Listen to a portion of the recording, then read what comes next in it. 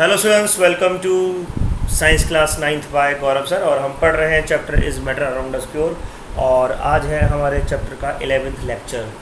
हम last lecture में बात कर चुके हैं कोलाइड्स के बारे में और सस्पेंशंस के बारे में। हमने पढ़ा कोलाइड्स क्या होते हैं, हमने पढ़ा कोलाइड्स की प्रॉपर्टीज़ के बारे में, जैसे कि colloids can pass through normal filter paper but can not pass through parchment paper और डायलिसिस पेपर या dialysis membrane.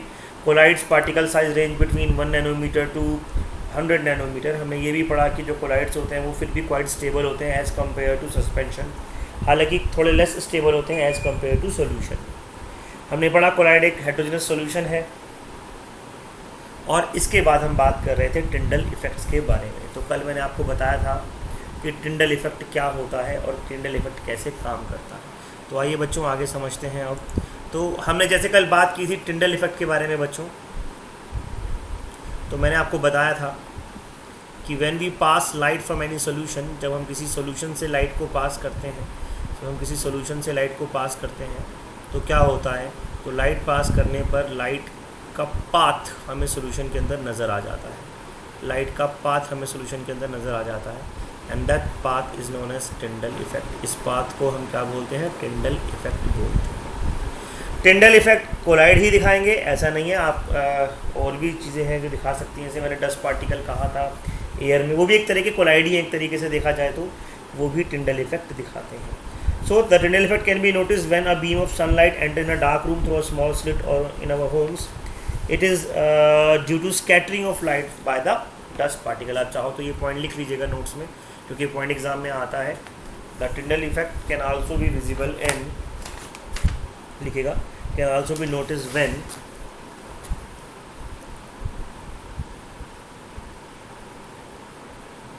Tyndall effect can also be noticed when beam. अच्छा, बीम क्या होता है, लाइट की रे जो होती है, बड़ी सी मोटी सी रे होती है ना, उसको हम बीम बोलते हैं। इसमें बहुत सारी रेज होती हैं। Beam of light, of course sunlight, beam of sunlight, when beam of sunlight enter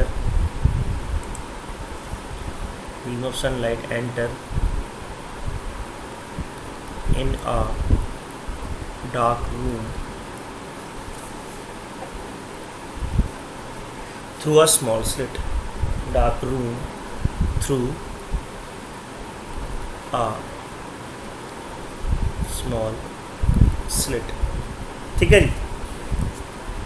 it is due to scattering of light. Slit का मतलब होता है कोई भी छोटा सा रोशनदान हो गया, कोई भी छोटी सी जगह हो गई, उसे हम स्लिट बोलते हैं। तो जैसे खिड़की भी हो सकती है, छोटी खिड़की हो गई, through uh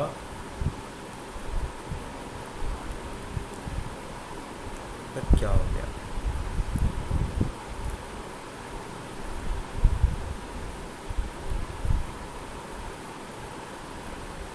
small slit, the scattering of light particles, लिखेगा आगे, the scattering of light particles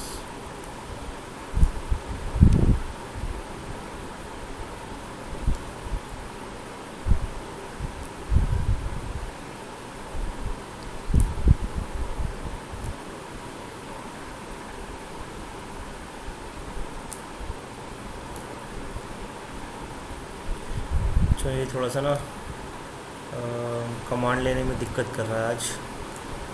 एक सेकेंड। लाइट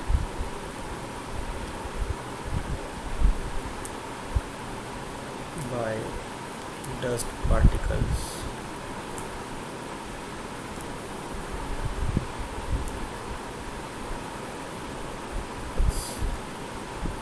ठीक है जी। तो ये क्या हो गया, ये टिंडल इफेक्ट की आगे बढ़ते हैं बच्चों। अब अगले टॉपिक की तरफ बढ़ते हैं। अगला टॉपिक हमारे पास क्या है, अगला टॉपिक है हमारे पास दैट इज़ ब्राउनियन मूवमेंट की अगर हम बात करते हैं तो नेक्स्ट टॉपिक आता है ब्राउनियन मूवमेंट। समझते हैं क्या होता है ब्राउनियन मूवमेंट। हालांकि हमने फर्स्ट चैप्टर में भी पढ़ा था, अगर आपको याद हो दोबारा पढ़ते हैं। ब्राउनियन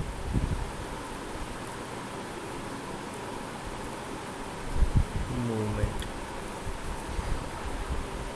पहले मैं डेफिनेशन लिखवा रहा हूँ और फिर मैं आपको समझाऊंगा। लिखिएगा, when colloidal particles are seen, when colloidal particles are seen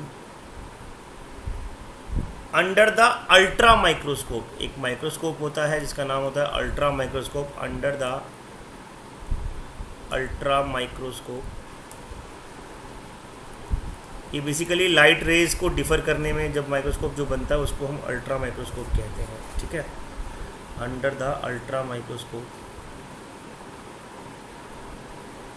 the particles are found to be, the particles of colloid, basically इसकी हम बात कर रहे हैं, particles are found to be in a zigzag motion. याद है मैंने भूरे के नाम से बताया था, रॉबर्ट ब्राउन ने ब्राउनियन मूवमेंट निकाला था। इन अ जिगजैग मोशन,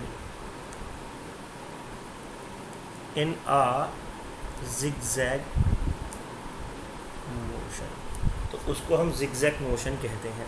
ऐसे मोशन को हम क्या बोलते हैं? ऐसे मोशन को हम ब्राउनियन मूवमेंट बोलते हैं। इस तरीके से हमने ब्राउनियन मूवमेंट को स्टडी करा। तो रॉबर्ट ब्राउन पहले साइंटिस्ट थे जिन्होंने ब्राउनियन मूवमेंट को ढूंढा। असल में वो एक बॉटनिस्ट थे और उन्होंने ब्राउनियन मूवमेंट कहाँ ढूंढा था? उन्होंने ब्राउनियन मूवमेंट पोलन ग्रेन्स के अंदर ढूंढा था। तो लिखना चाहें तो यहाँ पर भी लिख लीजिए ये वाली बात, he was a botanist. Botanist वो होते हैं जो बोटेनिस्ट वो होते हैं जो प्लांट्स वगैरह की स्टडी करते हैं। तो he was a botanist and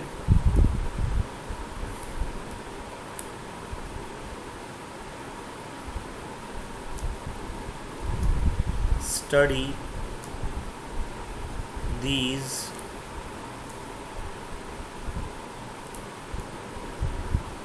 zigzag motion in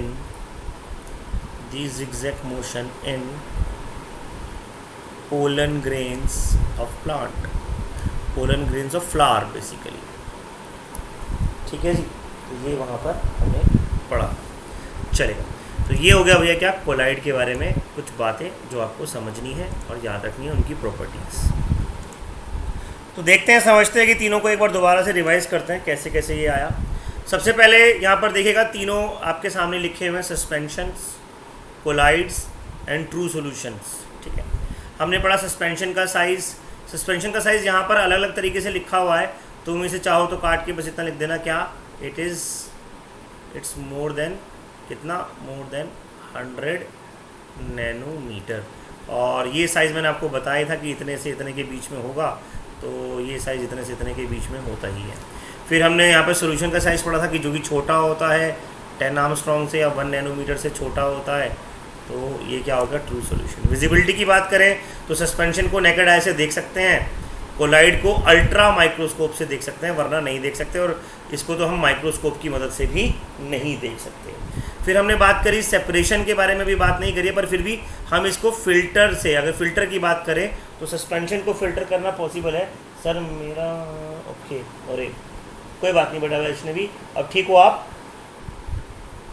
WhatsApp पर भेज दूँ? व्हाट्सएप पर नहीं भेज सकता बच्चे, ये चार्ट आपको यहीं पढ़ना होगा, ठीक है। यहाँ पर अगर आप कोलाइड की बात करेंगे, देखता हूँ, चलो यहाँ पर अगर आप कोलाइड की बात करोगे तो कोलाइड को फिल्टर करना नॉट पॉसिबल है बाय ऑर्डिनरी फिल्टर पेपर, और इसका तो मतलब ही नहीं बनता। हाँ, अगर हम स्पेशल मेम्ब्रेन की बात करें तो पॉसिबल है, लेकिन ये स्पेशल मेम्ब्रेन से भी पॉसिबल नहीं है। डिफ्यूज़न और सेटलिंग की बात करते हैं, डिफ्यूज़न का मतलब क्या होता है कि एक जगह से दूसरी स्टेट में, एक मीडियम से दूसरे मीडियम में डिफ्यूज़ कर जाना। तो क्योंकि पार्टिकल का साइज़ बड़ा है तो दे डू नॉट डिफ्यूज़। यहाँ पार्टिकल का साइज़ थोड़ा छोटा है तो they can diffuse. For example मान लीजिए मैं आपसे ये कहता हूँ कि आपने अपनी बॉडी पर रेत रगड़ ली, तो क्या रेत आपकी स्किन में चली जाएगी? नहीं जाएगी, रेत आपकी स्किन में, अच्छा कोई बात नहीं बेटा, मैं करता हूँ, आप ध्यान रखो अपना, कोई बात नहीं, मैं करता हूँ, वैसे भी टेंशन मत लो। तो रेत जो है वो आपकी स्किन के अंदर एब्जॉर्ब नहीं हो सकती, लेकिन अगर हम बात करें कोल्ड क्रीम की या हम बात करें फेस क्रीम की, जो कि कोलाइड के पार्टिकल्स होते हैं, मैंने बताया था ना, जेल्स, क्रीम्स कोलाइड्स होते हैं, तो क्या वो आपकी स्किन में डिफ्यूज़ कर जाएगी? बड़े आराम से डिफ्यूज़ कर जाएगी। और अगर हम बात करें और भी छोटे पार्टिकल्स की, तो वो तो बिल्कुल ही डिफ्यूज़ कर जाएंगे, उनका डिफ्यूज़ करना बहुत आसान हो जाता है, वो रैपिडली डिफ्यूज़ कर जाते हैं। तो इसको कहते हैं हम क्या, डिफ्यूज़न। फिर आता है हमारे पास सेटलिंग। तो हमने कहा था कि अगर हम खाली छोड़ दें, हम एक सोल्यूशन लें और सोल्यूशन के अंदर मान लो हमने सस्पेंशन डाला हुआ है, छोड़ दें तो वो नीचे बैठ जाएंगे। लेकिन यहाँ पर अगर हम बात करें कि आराम से बैठने वाले हैं तो कोलाइड आराम से नहीं बैठते, उन्हें सेंट्रीफ्यूज करना पड़ता है, अभी बताऊँगा क्या होता है। और ये सोल्यूशन तो बिल्कुल भी सेटल नहीं होते। फिर यहाँ पर हमने देखा कि ये हेट्रोजिनस मिक्सचर है और ये टिंडल इफेक्ट मे और मे नोट शो, मैंने कहा था कुछ दिखाते हैं कुछ नहीं दिखाते, ये दिखा सकते हैं और ये बिल्कुल नहीं दिखाते हैं। तो ये डिफरेंस हो गया किसका, ये डिफरेंस हो गया कोलाइड का, सस्पेंशन का और ट्रू सॉल्यूशन का। अगर आप इस डिफरेंस को ढंग से पढ़ेंगे तो आपको काम बहुत आसान हो जाएगा, क्योंकि ये डिफरेंस आपके एग्ज़ाम में आता है 2 मार्क्स में, 3 मार्क्स में लिखने के लिए। तो एज इट इज़ आपका ये क्वेश्चन का आंसर तैयार हो जाता है। ठीक है बच्चों, अब ये टॉपिक हमारा यहाँ पर ख़त्म हो जाता है। कोलाइड हमने पढ़ लिया है बच्चों, होमोजेनस मिक्सचर हमने पढ़ लिया है, हेट्रोजेनस मिक्सचर। और हेट्रोजेनस मिक्सचर्स के अंदर हम क्या क्या पढ़ चुके हैं, हेट्रोजेनस मिक्सचर्स के अंदर हम पढ़ चुके हैं कोलाइड और सस्पेंशन दोनों के बारे में, क्या होते हैं कोलाइड और क्या होते हैं सस्पेंशन। ठीक है, इनकी प्रॉपर्टीज़ हमने पढ़ ली हैं। तो एक बार आपको वो चार्ट भी दोबारा बता देता हूँ आपने क्या क्या पढ़ा है। अगर आप ध्यान से देखेंगे तो ये चीज़ें आप पढ़ चुके हैं।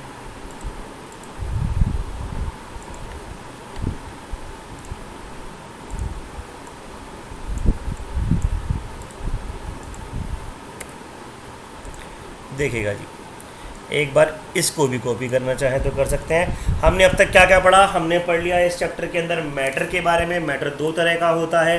कौन कौन सा 2 तरह का मैटर, एक होता है प्योर सब्सटेंस। कैसे होते हैं प्योर सब्सटेंस, बिल्कुल प्योर। प्योर 2 चीज़ें होंगी, या तो एलिमेंट्स होंगे जैसे कार्बन हो गया, आयरन हो गया, गोल्ड हो गया, हमने ये सब एलिमेंट्स पढ़े थे, ये प्योर हैं। ठीक है, नाइट्रोजन हो गया, N2 मोलिकुलर फॉर्म में भी हो सकता है, ऐसा कुछ नहीं है, O2, ये सब क्या है प्योर है। और हमने कंपाउंड्स की बात करी थी, असल में ये कंपाउंड्स में आ जाता है। जैसे पानी एक कंपाउंड है, प्योर है, शुगर एक कंपाउंड है, प्योर है, ये हो गया। फिर हमने पढ़ा इम्प्योर सब्सटेंस, जिसमें मिक्सिंग होती है, जो प्योर नहीं होते। वो 2 तरह के होते हैं, होमोजेनस और हेट्रोजेनस। होमोजेनस मिक्सचर को हम सॉल्यूशन भी बोलते हैं, याद रखिएगा। Homogeneous mixture is also known as solution, ये सॉल्यूशन भी कहलाते हैं। और हेट्रोजेनस मिक्सचर को हम सस्पेंशन और कोलाइड्स में डिफाइन करते हैं। बस फिर इनके हमने डिफरेंस पढ़ लिए। तो आई होप आपको इस चैप्टर की समरी समझ में आ गई होगी यहाँ तक की। ये फर्स्ट पार्ट ऑफ चैप्टर है, ये फर्स्ट पार्ट ऑफ चैप्टर है जो आपको यहाँ पर दिखा है, जो आपको यहाँ पर लर्न करना है बेसिकली। ठीक है जी। अरे कोई बात नहीं यार, सिद्धार्थ नहीं दिख रहा तो बता मैं क्या करूँ जरा। अब दिख रहा है मेरे भाई, इसमें कुछ देखने वाला ऐसा है ही नहीं, सिर्फ समझाने वाला है मेरे बच्चे। एक बस आपको फटाफट वाला ओवरव्यू दिया है जो हमने अब तक पढ़ा है। ठीक है बेटा, तो ये हो गया हमारे पास क्या ओवरव्यू। अब जो सबसे इम्पॉर्टेंट टॉपिक आता है, हालांकि ये लास्ट ईयर कोविड की वजह से सिलेबस से डिडक्ट हो गया था, लेकिन बहुत इंपॉर्टेंट टॉपिक आता है हमारे पास, that is separation of mixtures. कि आपके पास जो कोलाइड है, सस्पेंशन है या सॉल्यूशन है, उन मिक्सचर को आप सेपरेट कैसे करेंगे। तो हमारी नेक्स्ट टॉपिक या चैप्टर का नेक्स्ट पार्ट शुरू होता है क्या, that is separation of mixtures. Separation of mixtures. तो आज सिर्फ इसकी डेफिनेशन लिखवा रहा हूँ, मंडे को मैं आपको शुरू करवाऊंगा टॉपिक, लेकिन फिलहाल लिख लीजिएगा, लिखेंगे the process of separation of mixture. ये किस बात पे डिपेंड करेगा कि हम 2 मिक्सचर को सेपरेट कर सकते हैं नहीं कर सकते हैं। The process of separation of mixtures depend करता है किस बात पर, depend upon their different physical properties. Depend upon their physical properties. Physical properties कैसे, जैसे मान लीजिए हम कहते हैं कि भाई कोलाइड है या सस्पेंशन है या सॉल्यूशन है, तो सस्पेंशन को तो हम फिल्टर पेपर से भी सेपरेट कर सकते हैं, और सॉल्यूशन या कोलाइड को नहीं कर सकते। कोलाइड को हम अपना डायलिसिस मेम्ब्रेन से कर सकते हैं, लेकिन सॉल्यूशन को उससे भी नहीं कर सकते, तो कुछ और करना पड़ेगा। तो फिजिकल प्रॉपर्टीज़ पर डिपेंड करेगा। अच्छा, सिर्फ यही फिजिकल प्रॉपर्टीज़ नहीं है, और भी है, जैसे कि मेल्टिंग पॉइंट हो गया, कि मान लीजिए आपको पानी और सॉल्ट को अलग करना है, तो पानी का मेल्टिंग पॉइंट कम होता है, सॉल्ट का मेल्टिंग पॉइंट ज़्यादा होता है, तो पानी जल्दी उड़ जाएगा, सॉल्ट बाद में उड़ेगा, तो सॉल्ट पीछे अलग रह गया। तो melting point, boiling point, melting बोल रहा हूँ सॉरी, बॉइलिंग पॉइंट, पानी का बॉइलिंग पॉइंट कम होता है और सॉल्ट का ज़्यादा होता है, सॉरी, पानी का बॉइलिंग पॉइंट कम होता है और सॉल्ट का ज़्यादा होता है। तो इस तरह की फिजिकल प्रॉपर्टीज़ जो होती हैं वो मदद करती हैं किस में, वो मदद करती हैं separation of different different substances में। तो कल से हम पढ़ेंगे बच्चों सेपरेशन टेक्निक्स के बारे में, क्योंकि आज अभी हमने ख़त्म किया है कोलाइड और सस्पेंशन के बारे में।